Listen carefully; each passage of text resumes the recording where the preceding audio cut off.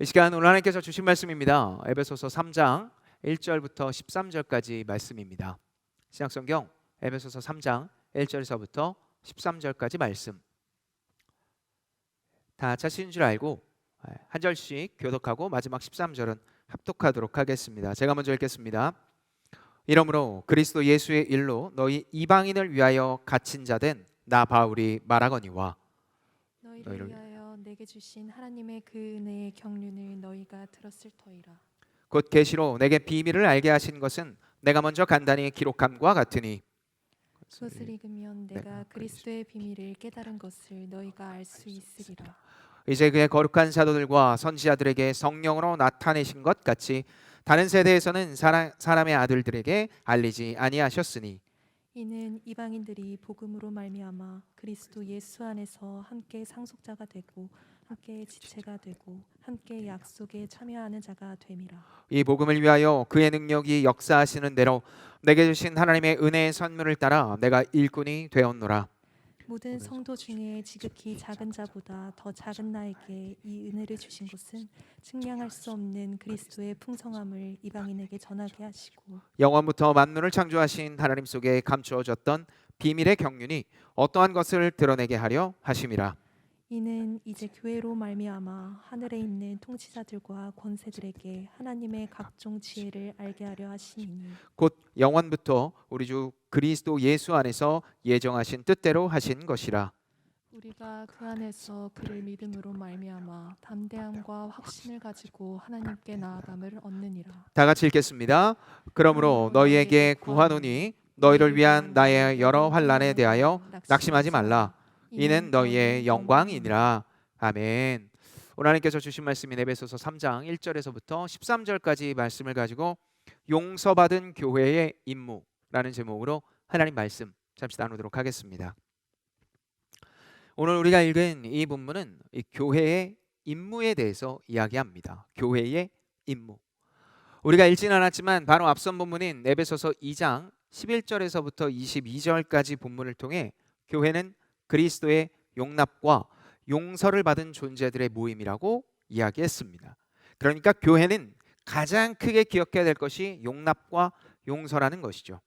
그리고 오늘 본문은 용서와 용납을 받은, 그래서 그것을 중심으로 살아가고 있는 교회에 나타난 걸림돌, 그리고 그 걸림돌을 해결하는 해결책을 보이고 있습니다. 먼저 오늘 본문 1절을 보겠습니다. 에베소서 3장 1절 말씀입니다. 이러므로 그리스도 예수의 일로 너희 이방인을 위하여 갇힌 자된 나 바울이 말하거니와 라고 나옵니다. 앞서서 이야기한 것처럼 교회의 용납과 용서를 강조한 바울은 이제 자신의 상황을 전합니다. 여기서 이러므로 라는 말로 이 오늘 본문을 시작하는데, 이러므로 라는 뜻은 바로 이것이다 라는 의미입니다. 바로 이것이다. 내가 갇힌 이유, 내가 지금 로마 감옥에 갇힌 이유는 바로 이것이다 라고 이야기할 수 있습니다. 바울이 왜 갇혔습니까? 바울은 복음을 전하기 위하여 갇혔습니다. 누구에게요? 이방인에게 전하기 위함입니다. 이방인, 다시 말해 혈통적으로 유대인이 아닌 자들을 위해 바울은 그리스도 예수의 일을 전하죠. 당시 이방인은 유대인과 섞일 수 없었습니다. 섞인다라는 건 같이 밥을 먹을 수도 없고 같은 공간에서 예배를 드릴 수도 없고 심지어 이야기도 불가능했습니다. 선택받은 민족이라고 여긴 유대인들은 이방인들을 천하다고 여기며 그들이 저주받았다고 얘기하고, 저주받은 사람들과 우리는 함께 혼용해 있을 수 없다라고 이야기를 했죠. 왜냐하면 자신들은 선택받은 선한 민족이니까. 그러나 혈통적으로 유대인이었던 사도 바울은 이런 생각과 행동이 잘못됐다라고 이야기를 하며 그들에게 유대인인 자신이 최선두에 서서 복음을 전한다, 그리스도의 일을 통해 그들도 온전히 자유함을 얻어야 된다라고 이야기했습니다. 그렇다면 바울이 전한 그리스도 예수의 일은 무엇일까요? 우리가 너무나 잘 알고 있는 것처럼 예수 그리스도께서 십자가에 못 박혀 죽으심과 부활을 뜻합니다. 그리스도의 죽으심으로 말미암아 이 사실을 믿는 자는 죄사함을 받습니다. 원래 내가 달려야 될 자리에 그리스도 예수가 달리셨고 제물되어 죽으셨습니다. 또 부활하심으로 말미암아 영원한 새 생명을 얻게 되었죠. 육적인 죽음은 모두에게 동일하게 나타나지만 이제 영원한 천국에서 그리스도 예수의 죽음과 그리고 부활을 믿는 자는 영원히 행복하고 영원한 안식을 자유로서 얻게 됩니다. 죄로 묶여 죽음밖에 남지 않은 자들에게 참된 자유가 주어진다라는 겁니다. 그렇게 이 사실을 유대인인 사도 바울이 이방인에게 끊임없이 전했고 로마에서는 허탄한 이야기다라고 이야기를 하며 그의 자유를 빼앗았습니다. 바로 이 부분이 당시 에베소 교회 성도들이 아주 어려워하던 부분입니다. 믿음의 핵심은 자유인데 그 믿음과 복음을 전한 사도 바울이 정작 자유를 빼앗겼기 때문입니다. 갈라디아서 5장 1절을 보면 그리스도께서 우리를 자유롭게 하려고 자유를 주셨으니 그러므로 굳건하게 서서 다시는 종의 명예를 매지 말라라고 얘기를 하며 복음을 믿으면 복음으로 말미암아 자유케 되는데 정작 그 복음을 알려준 사도 바울은 자유하지 않았으니 그가 전한 복음까지도 의심하게 된 겁니다.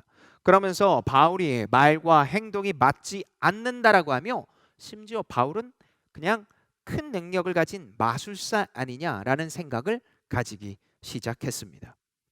걷잡을 수 없는 의심은 명확하지 않는 질문과 답을 먹으며 점차 커져만 갔습니다.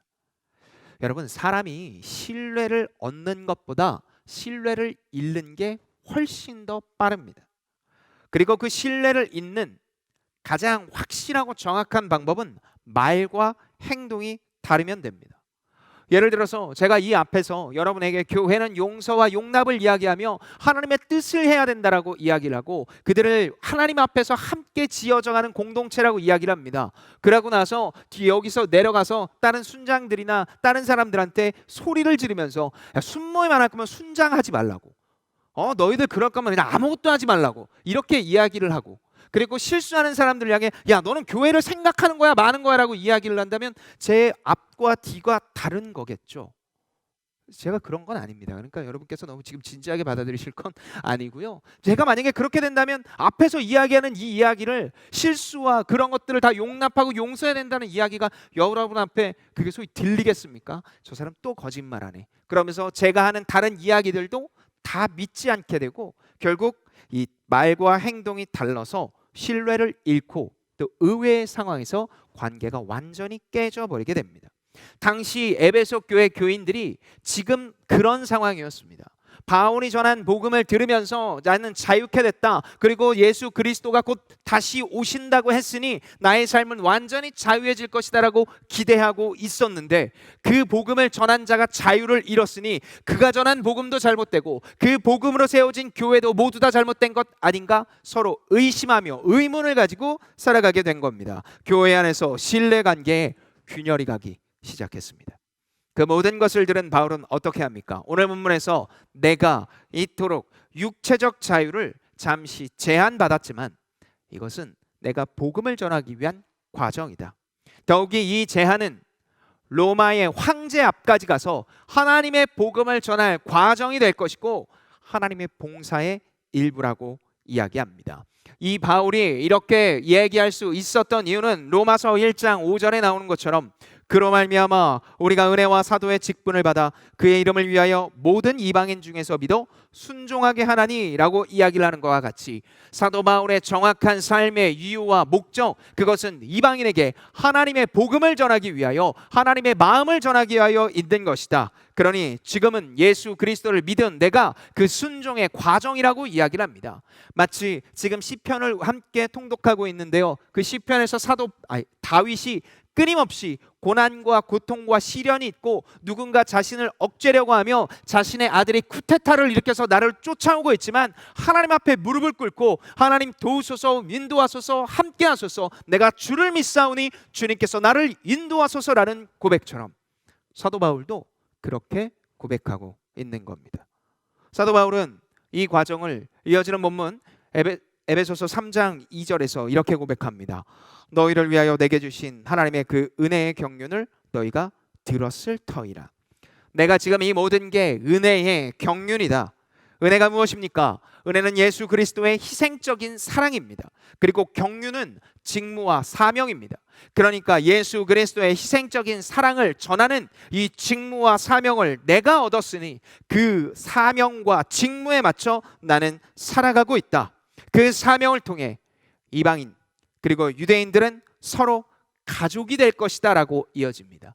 이것을 오늘 본문 6절에서 이렇게 이야기를 합니다. 우리가 다 같이 한 목소리를 읽도록 하겠습니다. 에베소서 3장 6절의 말씀입니다. 시작.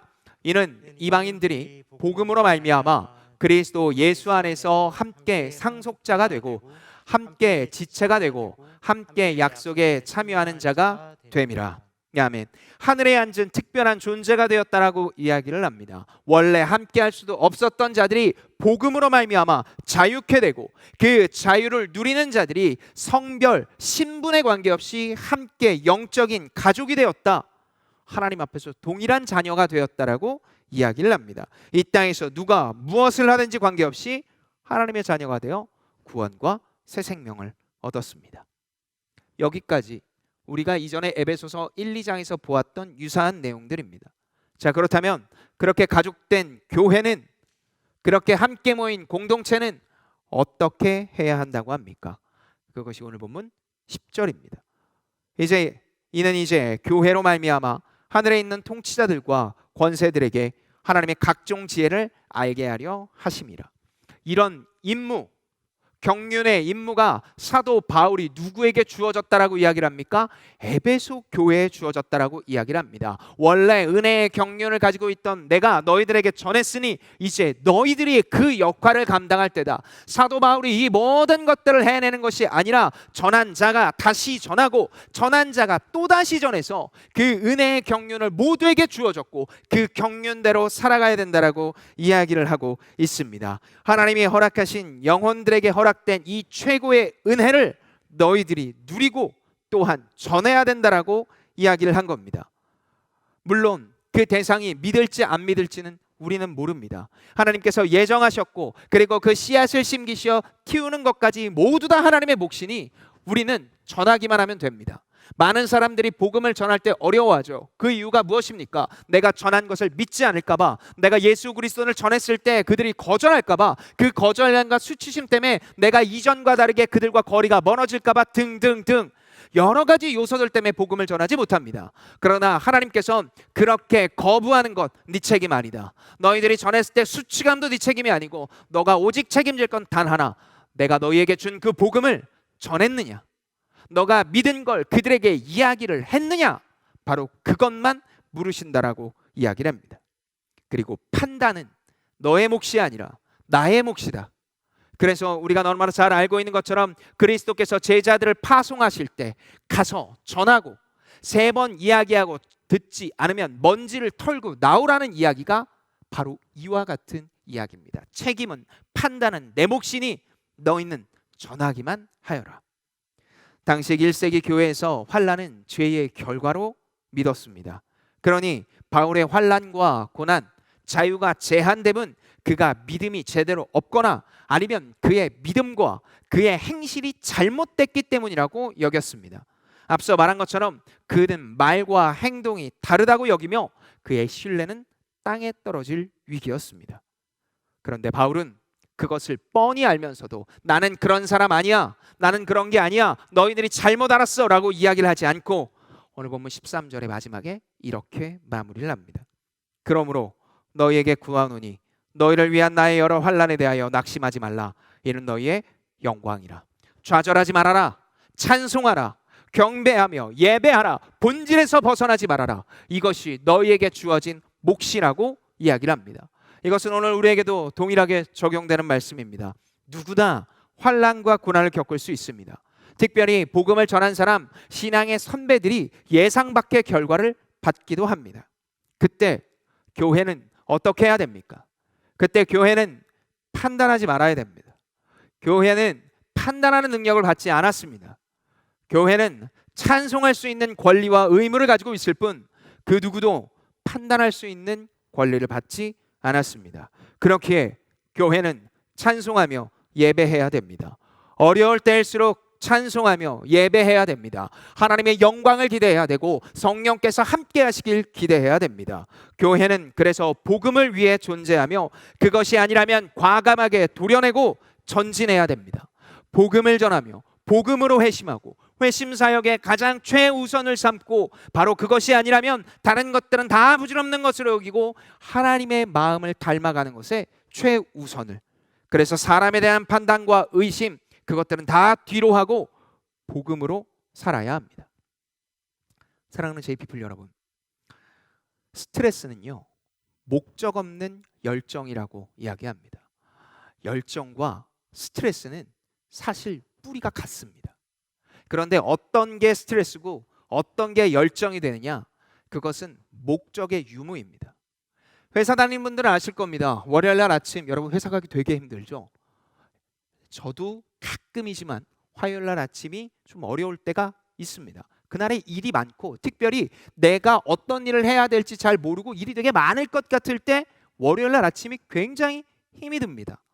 그런데 우리가 월요병을 경험하며 또한 매일매일 회사 다니는 게 힘든 이유는요, 그래서 그걸 통해 스트레스를 받는 이유는요, 그냥 단순히 일이 많아서가 아닙니다.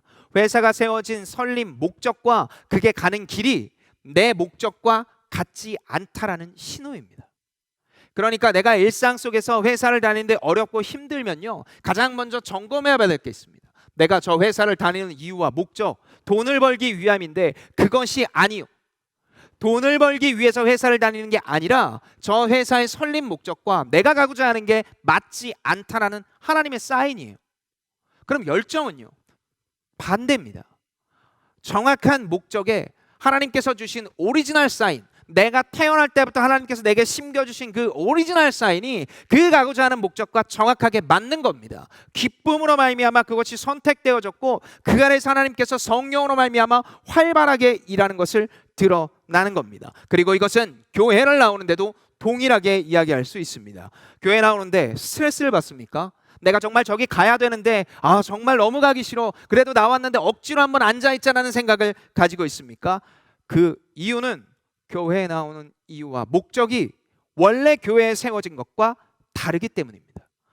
교회에서 일어나는 일들, 교회에 복음을 전하며 그리고 복음을 향해 살며 그렇지 않은 자들을 위로하고 격려하며 구렁텅이에 빠진 자들을 끊어내어 다시 한번 하나님 앞에 가야 된다라고 이야기를 하는 것과 내가 지금 이 교회에 나오는 이유와 목적이 다르기 때문에 스트레스를 받고 계속 힘이 든다라는 겁니다. 여러분 잊지 마십시오. 교회는 복음을 전하는 곳입니다. 교회는 교회로 부름받은 자는 복음으로 말미암아 회심하고 그리고 그 회심한 자가 복음을 살아내며 전하고 다시 한번 이 땅에서 하나님 나라 백성으로 살기 위하여 끊임없이 발버둥치기, 그래서 그것이 인큐베이팅이 되고 그리고 이것이 전진 기지가 되어 이 땅에서 하나님 나라 백성으로 살기 위한 최전방의 기지가 바로 교회가 되어야 된다는 겁니다. 그것의 시작은 앞서 사도 바울이 이야기한 것처럼 용서와 용납이며 또한 우리는 영적인 공동체가 되어 한 영혼이 아프고 힘들고 지칠 때 복음으로 살아낸 것이 너무나 힘이 들 때 그들에게 다가가 위로하고 격려하며 다시 한번 살 수 있다라고 이야기를 하는 곳, 그것이 세상에 다시 없는 그리스도 예수의 뜻을 담은 교회가 되어야 됩니다. 그렇게 우리의 교회도 모든 것이 이 목적에 맞춰져야 됩니다. JPP도 복음을 전하는 곳, 복음으로 말미암아 회심한 자들의 장소가 되어야 합니다. 그리고 우리가 하는 모든 행사, 수련회, 설교, 선교, 체육대회, 부흥회 등등등 우리가 할 수 있는 모든 것도 목적은 바로 여기에 있습니다. 그분의 마음을 전해야 합니다. 그런데 행사가 인간의 목적이나 또한 행사 자체가 목적이 되면 결국 조금 시간이 지나 교회로 나오는 길은 무거워져만 갑니다. 교회는 복음을 전해야 합니다. 여기서 우리는 이 복음이 1대1로 이루어짐을 잊지 말아야 됩니다. 여러분, 복음은 유니클로나 지오다노처럼 SPA 브랜드가 아닙니다. 딱 맞춰졌으니까 너희들 와서 여기에 맞춰가 아닙니다. 사람마다 좋아하는 게 다르고 사람마다 배경이 다르고 언어가 다릅니다. 그렇기에 그 영혼을 향해 본질을 흐리지 않는 중심은 이때 그를 향해서 제대로 전하기 위하여 맞춤형 복음, 그래서 그의 이해와 그리고 그의 신앙의 수준을 생각하며 그리고 그의 언어를 생각하며 1대1로 정말 치열하게 그가 하나님 앞에 설 수 있도록 전할 수 있어야 됩니다. 이것이 용서받은 교회의 성도의 임무라고 이야기할 수 있습니다. 이제 2021년 11월 국가에서는 위드 코로나를 이야기를 합니다. 어떤 사람은 10,000명이 될 거라고 이야기를 합니다. 또 어떤 사람은 1,000명도 안 될 거라고 이야기를 합니다. 아무것도 예측할 수 없습니다. 아무것도 우리는 알 수 없습니다. 그렇기에 교회는 그것이 될지 안 될지 모르지만 분명히 준비하겠지만 단 하나를 준비해야 된다면 복음입니다. 우리가 복음으로 말미암아 우리가 서 있는 곳에서 그 하나님의 마음을 전할 준비. 그렇게 된다면 코로나가 다시 강세를 띠며 우리가 예배를 드릴 수 없을지라도, 그리고 반대로 코로나가 이제 잠잠해져서 우리가 모여 하나님의 말씀을 더 즐겁게 나누게 될지라도 그것에 유무에 관계없이 우리 교회는 교회로서 든든히 서게 될 것입니다. 그렇게 우리는 교회가 교회다워질 수 있도록 기도하며 마음을 모아야 됩니다. 그것이 하나님이 기뻐하시는 교회의 임무라고 이야기할 수 있습니다. 사랑하는 여러분, 우리가 그 길을 가야 됩니다. 지금 이 코로나 기간에 다른 그 어떤 것이 아니라 하나님과의 1대1의 관계, 그리고 내가 복음을 모른다면, 믿지 않는다면 다른 그 어떤 것보다 그것 앞에, 복음 앞에 서는 자, 그래서 하나님의 용납과 특별한 존재와 그리고 영적인 가족이 되었다는 것을 잊지 않고, 그리고 나의 입술 속에 흘러넘치는, 그래서 참된 복음을 믿고 의지하며 살아가는 우리가 되기를 예수님의 이름으로 축복합니다.